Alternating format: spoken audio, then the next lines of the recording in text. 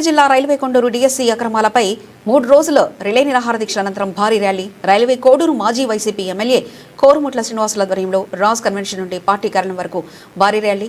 తప్పు ఒప్పుకుంటే ఎక్కడా చంద్రబాబు నాయుడు కొడుకు రాజీనామా చేయాల్సి వస్తుందని ఒప్పుకోలేదు. మీకు సిగ్గు సెర ఉంటే డీఎస్సీ పరీక్షల అక్రమాలు జరిగాయి, దాన్ని రద్దు చేసి తిరిగి పరీక్షలు నిర్వహించాలి. మాజీ ఎమ్మెల్యే కోరుముట్ల శ్రీనివాసులు.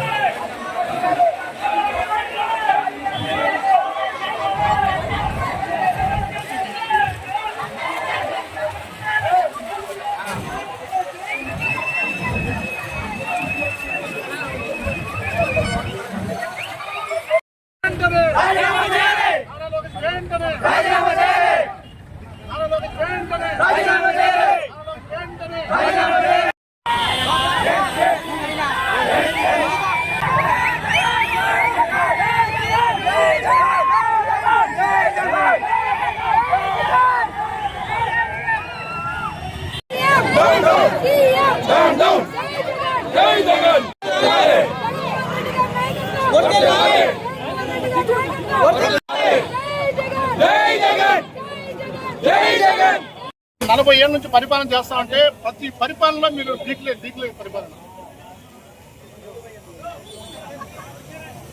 ఇటీవల మనం జార్ఖండ్ నిన్న చూసాం public service commission paper leak అయితే 3 సభ్యులు రాజీనామా చేసిన పరిస్థితి చూసాం. అదేవిధంగా నీటి విషయం దేశవ్యాప్తంగా పిల్లలు తన ప్రాణాలని అరచేతిలో పెట్టుకొని చంద్రమ దేశ తీరు చూస్తాం. ప్రపంచమంతా నిప్పురుపోయింది. ఇమ్మీడియట్ గా ప్రభుత్వం దిగొచ్చి ఏదైతే ధర్మాన ప్రధాన రాజీనామా చేశాడు, దాని సంబంధించిన నీట్ చైర్మన్ రాజీనామా చేశాడు. మీరు ఎందుకు జిల్లా ఆంధ్రప్రదేశ్ లో అంటే మీరు తప్పు ఒప్పుకుంటే ఎక్కడ మీ బయటపడతాయని చెప్పేసి చంద్రబాబు నాయుడు గారు కొడుకు ఏడ ఉద్యోగం పోతుంది అనే ఉద్దేశంతోనే ఇవన్నీ కూడా కట్టుకదున్నారు. మేము దీన్ని ఇక్కడితో వదలం. ఖచ్చితంగా ప్రజల యొక్క గొంతు వినిపిస్తాం. ప్రజల యొక్క స్టూడెంట్స్కి ఏదైతే మేము భరోసా ఇస్తాం వైఎస్ఆర్ తరఫున. అందుకే జగన్మోహన్ రెడ్డి గారు చాలా క్లియర్ గా చాలా స్పష్టంగా చెప్పాడు, ఏ విద్యార్థులు నష్టపోకూడదు, ఏ ప్రజలు నష్టపోకూడదు, ఏ అక్కాచరులు నష్టపోకూడదు. నిన్న దిశ యాక్ట్ అత్యంత ఘోరంగా ప్రపంచంలోనే మహిళలకు భరోసా కల్పించిన చట్టం దిశ యాక్ట్.